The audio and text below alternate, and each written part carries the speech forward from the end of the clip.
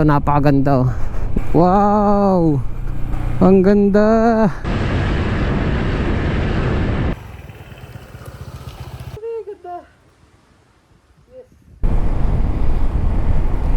Good morning mga kanibo. Another day, another ride. It's 5:24. Malis ako sa amin exactly at 5:16. This is going to be my birthday ride. Eksaktong birthday. So solo rider ako ngayon. Magsho-short ride lang ako. Titingnan lang natin yung isang free resort sa Lubo, Batangas. Ito yung Malagondi Point. Pupunta tayo sa Malagondi Point. Pero check din natin yung mga katabing resort. Okay din naman magbayad ng entrance fee para safe din. So ayan, inagahan ko ang alis para maaga tayo makarating, syempre. And wala pa tayong breakfast. Titingnan ko pa kung saan pwedeng mag-breakfast. Dito na tayo sa May Calamba. Dadaan tayo ng Monte Maria. Try natin kung makakakya tayo, no? Dun sa taas. Dito na tayo sa may SM. Dadaan tayo ng SM City Santo Tomas. Nasa bandang kaliwa kasi yun eh. Padiretso tayo. Dadaan din tayo ng SM Lipa at SM City Batangas. Ayan yung apat na SM na madadaanan natin. It's 5:40 and dito na tayo sa may Santo Tomas. Mabilis lang, no? Pasikat na yung araw at ang lamig, sarap sa pakiramdam. Sana ganito na lang, no? Sigurado mamaya sobrang init na naman. Wala nang ulan. Dire-diretso na ulit tayo. Siguro mga by 8 nandun na. Ito na yung pangalawang SM, di ba? Ang bilis lang, parang 15 minutes lang ah. Going to Tanawan na tayo. Tanawan, Batangas. Ang boundary ng Malvar at Lipa, Batangas.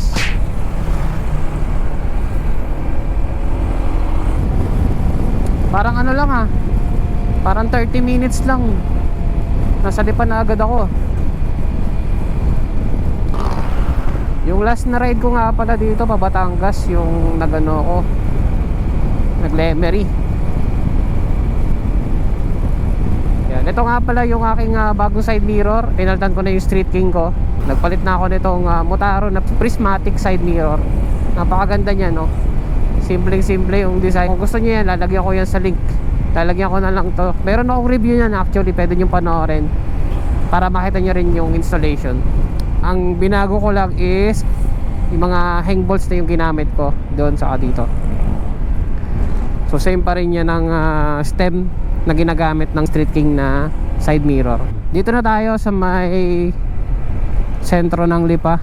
Dire-diretso na lang muna ako para makarating ako sa Batangas ng maaga. At ito na yung pangatlong SM na madadaanan natin, yung SM City Lipa. Pagdasin muna natin tong Lipa papunta ng San Jose, Batangas. Tapos diretso tayo ng Batangas City. Ang bilis natin, oh. 6 AM. Ayan, maliwanag na. Lampas na tayo dun sa may paliko ng papuntang Taal, Cuenca. Dito lang tayo, dire-diretso lang tayo papuntang San Jose. 6:09 AM. Yan, maaraw na. Maluwag yung kalsada.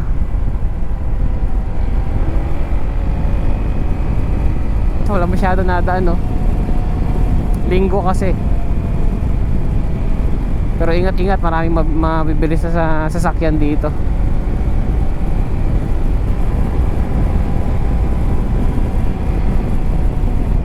Feeling ko maaga tayo makakarating dun ah.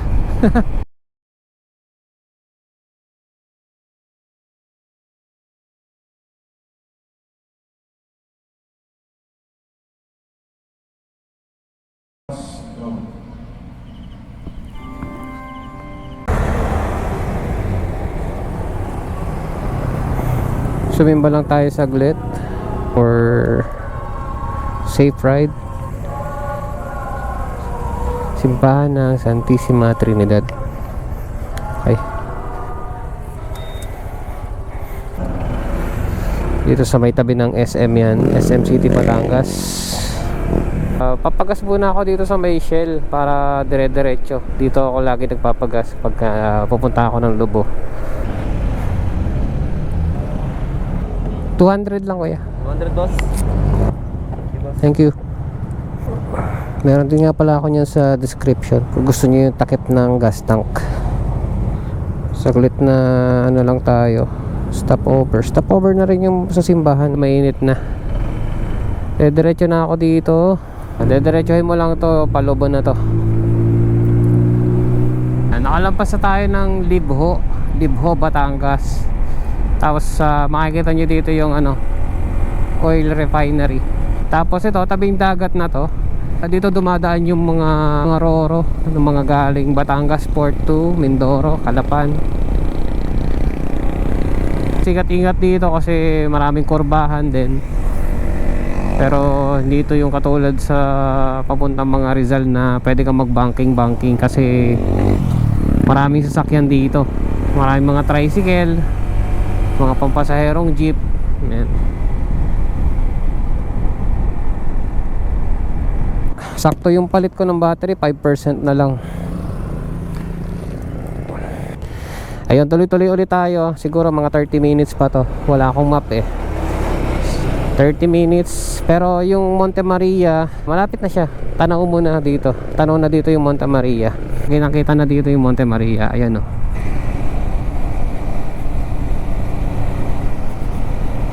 Dito na tayo sa may Monte Maria.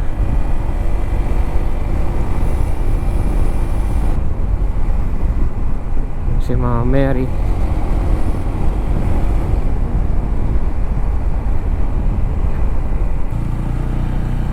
Pasok muna tayo. Haba pala ang pila. Parking, bayad ng parking.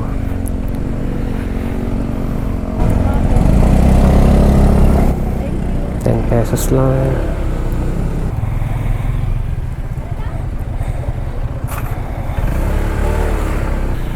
₱10 lang kapag motor, 20 kapag 4 wheels. And kakaliwa tayo dito. Dito na tayo sa may entrance.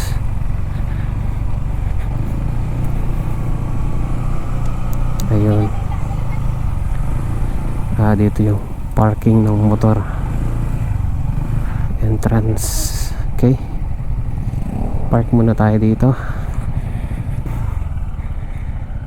Hindi ko na isama dun sa vlog ng ano ko, yung sa vlogging helmet na vlog ko.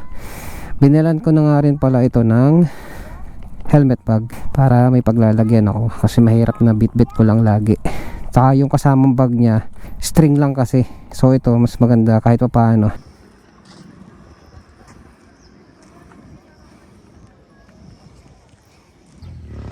Ito yung glass walk, di pa siya tapos. Ginagawa pa rin siya. Punta na ako doon sa pupuntahan ko. Hindi na ako pumunta doon sa may pinaka-tok-tok sa Monte Maria. Kasi galing na naman ako doon. Diretso na ako doon sa destination ko, sa Malagundi Point. Chinek ko lang talaga yung pinaka-glass walkway na sinasabi. So hanggang ngayon di pa siya tapos. Siguro maganda yan kapag gawa na. And yan, lalaga na tayo. Alis na tayo, punta na tayo dun sa pupuntahan natin sa Malagundi. Siguro mga 30 minutes pa to. Hanap muna kasi ako ng pwedeng makainan, no? Kahit lomi or anything na nakakabusog for breakfast. Anong oras na? It's 7:41. Wala pa akong breakfast.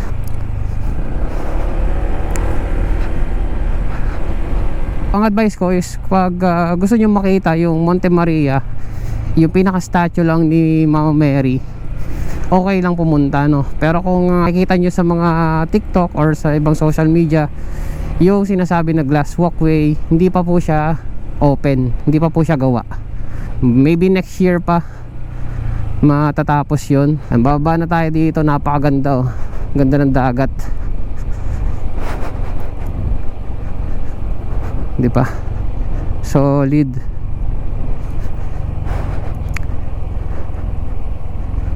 Pagka diniretso mo dito, diretso na to ng Lobo. Pagka kumaliwa ka, pabalik na yan sa may Batangas City. So diretso na tayo. Doon na lang ako hahanap sa may Palubo. Eto, puro tabing beach na to. Ang ganda dito, grabe, oh. Solid.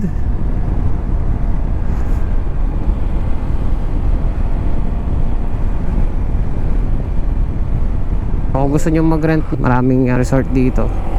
Tabi-tabi. Kayo na lang mamimili. May mga beach din yan. Pero again, wag kayong mag-expect ng ano dito, ng white sand. Kasi ang beach dito sa Lobo ay puro pebbles. Mabato. Hindi siya white sand. Kung gusto nyo white sand, dumiretso pa kayo ng konti sa San Juan, sa Laia, doon maganda. Maraming white sand doon. Dito, may ship pa dito. Ayan, laki ng barko. May dalang ano, parang ano, planta ng langis. Laki ah. At wala pa rin akong makakitang kainan. Alam ko may kainan yun eh. Pero sige, hanap pa rin tayo. Nampasan ko lang to si kuya. Medyo maingay yung motor niya eh.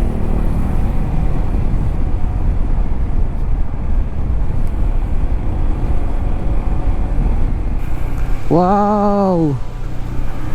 Ang ganda!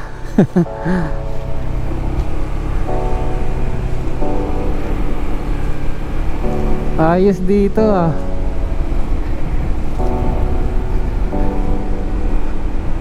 Okay ah. Parang castle pa dun oh.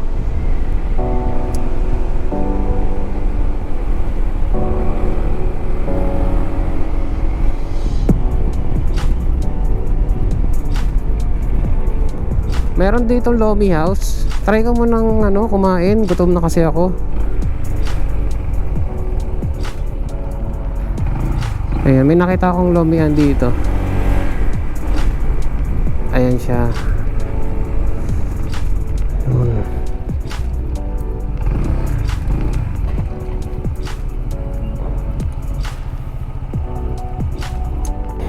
Kain muna tayong Lomi. Kasi gutom na talaga ako. Ang ganda pa ng view, tabing dagat. Ayos. RBP Biryani, Silog and Lomi House. Sakto. May silogan na, may Lomi pa. Mamili ka na lang. Kain muna tayo. So dito muna tayo kumain. Tabing dagat yan. Diba? Ang ganda ng view. Tapos maglo-Lomi ka dito. Kasi yung Lomi nila wala pa daw. Kaya nagtap silog muna ako. Marami pa namang Lomian eh. Pero kung mamaya, kung mabutan ko, baka mag-Lomi pa rin ako. Ayan, dito lang yan, bago kayo dumating ng Malagundi. Pwede kayong mag-Lomi dito. Maliwalas, maluwag. Ang ganda ng view, di ba? Solid. Pwede tayo, baka luto na yung tapsilog ko. Siyang nila.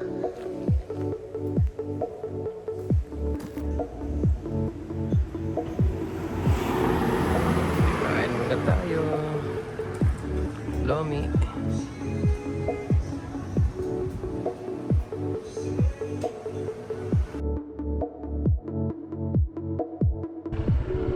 So yan, tapos na akong kumain. Ang nakain ko dito ay Lomi. Tingnan yung Lomi, tapos napaluto ko na rin yung tapsilog. So ang ginawa ko, tinake out ko na rin yung tapsilog. Then babaunin ko na lang dun sa pupuntahan. Yan, ay puta, kaganda-ganda rin. Ayo, paglabas mo ng bayan, may bayan ng Lobo, kay kakanan. Huwag kang kakaliwa, kay iikot lang. Doon ka na sa kanan. Pag kanan mo, ari dire-diretso lang. Bigla kayo nagiging Batanggenyo ang punto. Nakakausap lang ng mga taga Batangas eh. Bumalik yung punto ko ng Batanggenyo eh. So yun, pagka kanan nyo, o pagdating nyo ng bayan ng Lobo, kakanan kayo. Kasi pag kumaliwa kayo, mali na yung daan nyo. Iikot kayo. Hindi ko na alam kung nasaan ako, pero papunta na tayo doon, malapit na. So tamang-tama, maganda lang yung motor natin dala, kaya kayang-kaya yung mga daanan dito. At ito na nga yung Malabrigo Lighthouse. Ayan. Ito muna tayo. Tambay lang tayo saglit, magpipicture lang tayo dito sa Malabrigo Lighthouse.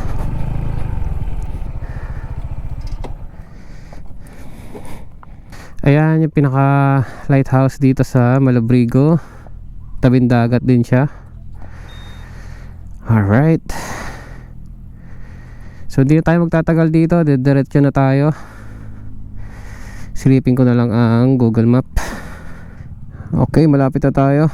Wala nang signal dito. Ay, meron pa pala.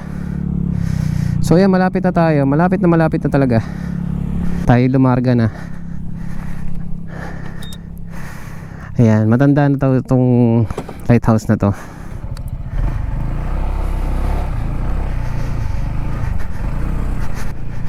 Rough road.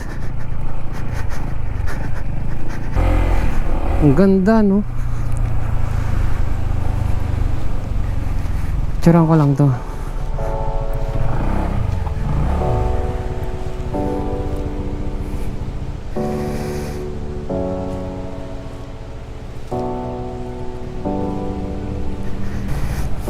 Ayos. So pababa na to at nararamdaman ko na malapit na talaga tayo kasi nadaanan na natin yung Malabrigo Lighthouse at eto na nga ang beach. Woo! Pakaganda, solid, ang ganda, oh. Ay na, ayos. Tara, ikot tayo dun.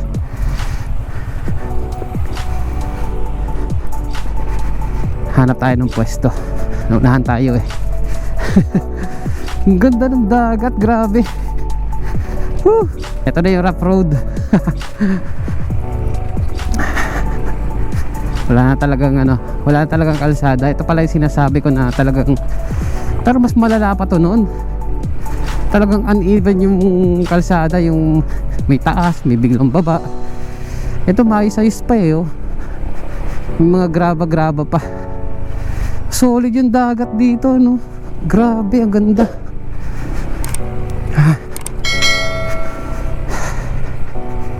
Hanap na lang tayo ng maganda-gandang pwesto. Ayan, oh. Oh, diba? Oh no, putik.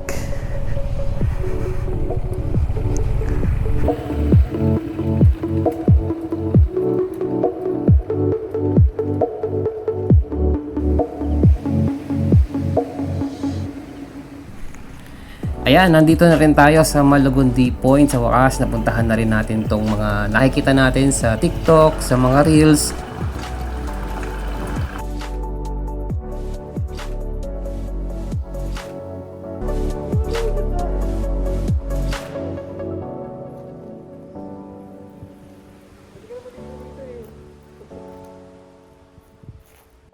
Bago ako pumunta dun sa resort na pupuntahan ko, tinaray ko munang diretsuhin ng konti para makita ko yung dadaanan papuntang Laia. At ito nga, sobrang lubak. Kaya kung pupunta kayo dito, advice ko lang is mas maganda nasa kondisyon yung motor nyo, lalo na yung mga gulong, makakapal pa, or kung makakapagdala kayo ng mga tire sealant para just in case magkaroon ng aberya, maplatan, ay makakapag pahangin pa kayo ng gulong nyo kasi wala ditong mga vulcanizing shop. Saka yung gasolina niyo dapat as much as possible full tank para marami kayong, para malayo yung mararating nyo kasi wala rin dito mga gasoline station. So yun lang, punta na tayo dun sa resort.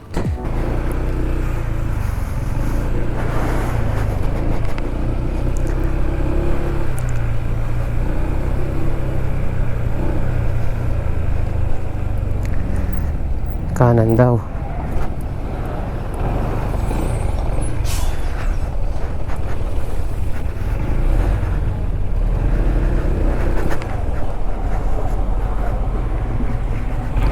Kanan daw, kanan. Tama, dito nga. Playa de Oro. Ayan. Try natin dito. Near Fishport, Sitio Punas, Balibago, Lubo. Ayan. Tama. Ang kailangan ko lang kasi merong liguan.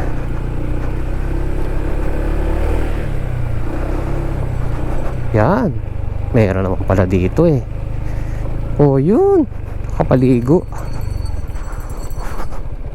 Dito yan, Playa de Oro. Try natin.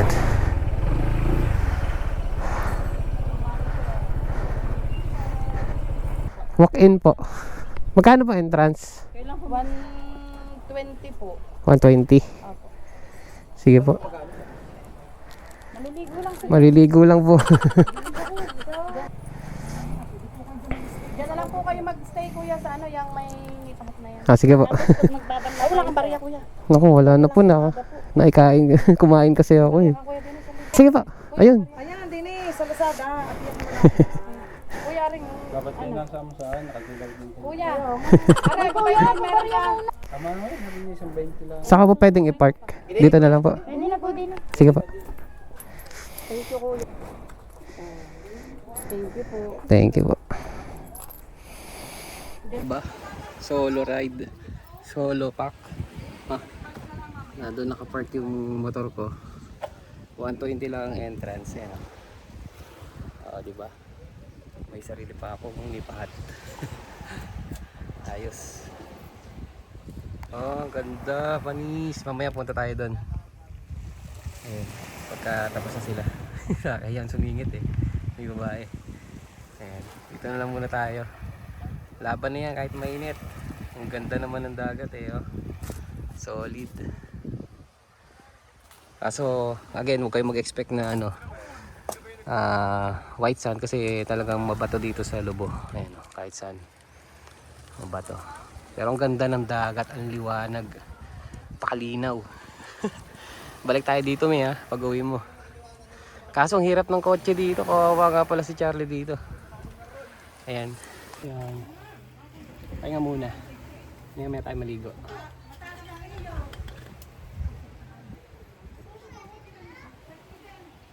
Ubus na yung tubig ko. Grabe. Solid yun ah. So yun nga, kapag pupunta kayo sa Malagundi Point, make sure may kasama kayo. Kasi pagka solo ride na kagaya ko, hindi ubra kasi syempre for your own safety. Swimming at your own risk kasi wala kang kasama, wala magbabantay ng gamit mo pag naligo ka. Yun, siguro 2, 3, yan. Palag na kung gusto niyo talaga makalibre. Pero again, wala kayong pagbabandawan kapag naligo kayo. So 120 lang yung entrance. So, di ba? Hindi na masakit sa bulsa. Doon pa ganito kaganda yung view. Ayan o. Di ba? Sinampay ko ng damit ko. Basa eh. Basa ang pawis eh. Diba? Sulit na. Ang hirap lang pa ba ano. Pero may nakita akong sedan. Mga maliliit na sakyan. May wigo pa nga eh. Kaso kakawawa kasi sobrang lubak ng daan. Buti na lang maganda yung suspension ng ADB talaga kaya hindi tayo mabagal kahit mabilis tayo magpatakbo okay lang, tag-tag eh no. Ngayon lang naman yan, pero again worth ang pagpunta. Ayan, sobrang ganda. Pakita ko sa inyo. Ayan o, sobrang linaw. Mamaya maliligo tayo siguro. Baka hindi lumilong eh, pero okay lang, at least mamaya makakaligo na tayo bago tayo umuwi. Alright. Alis na sila. It's my turn. Alis na. Dalawin ko ang cellphone. Okay lang pasa ito eh. Ayan. Sige, dalhin natin. Mababaw lang naman siguro eh. Let's go. It's our turn. Ayan. Susukin na natin. Iwan ko muna chinelas ko. Malayo ah. Parang mahirap pagka walang chinelas dun eh. Kaya? Ayun o, punta tayo dun. Tara. Hindi naman siguro ganun kalalim ito. Guys, nandito na ako sa dagat. Solo. May balsa pa. Sunog tayo pag uwi. Pero ayos lang. Diba?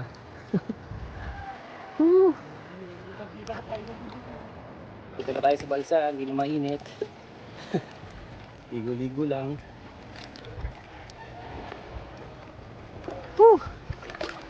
Paligo din sa wakas.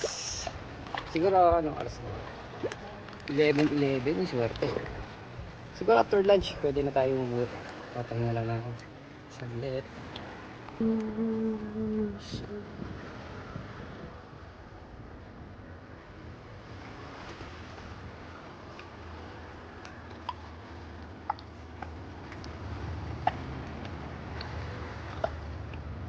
Kain tayo, kain.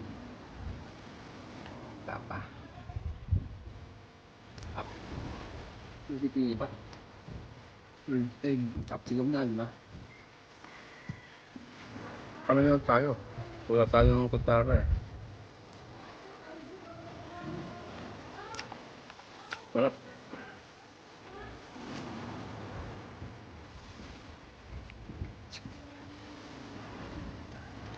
Wala na rin ako tubig.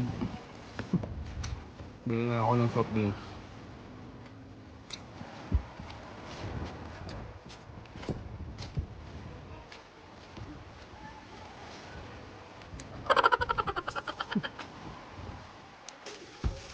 Thank you po. May tindahan din dito sa tabi. Kaya wala kayong problema. Ito lang yan. Katabi lang nung resort. Ako lang yata nagbutol dito.